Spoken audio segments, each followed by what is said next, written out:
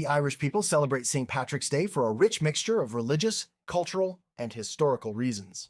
Observed every year on March 17th, the feast day commemorates St. Patrick, Ireland's most revered patron saint, and marks the arrival of Christianity on the island during the 5th century.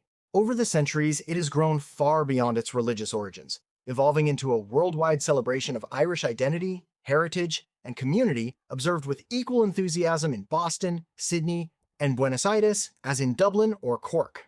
St. Patrick himself was a fascinating historical figure. Born in Roman Britain, he was kidnapped as a teenager and brought to Ireland as a slave, where he spent years working as a shepherd before escaping and eventually returning to the country as a Christian missionary.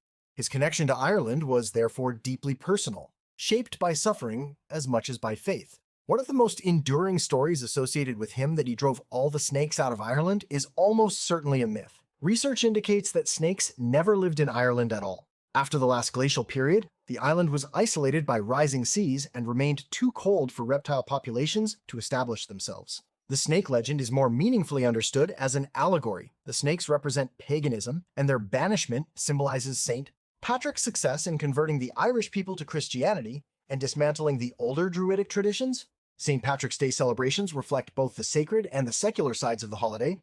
Many Irish Christians attend Mass in the morning, honoring the day's original religious purpose. But the festivities extend well beyond the church. Public parades wind through town and city centers, accompanied by traditional music sessions known as Síleadh, where fiddles, uilleann pipes, and bodhrán drums fill pubs and public squares. Wearing green clothing or a sprig of shamrock, the three-leafed plant St. Patrick reportedly used to explain the Christian Trinity, is a near-universal custom. Historically, St. Patrick's Day fell during Lent, and the Catholic Church traditionally lifted its fasting restrictions for the occasion, which contributed greatly to the day's festive, convivial atmosphere.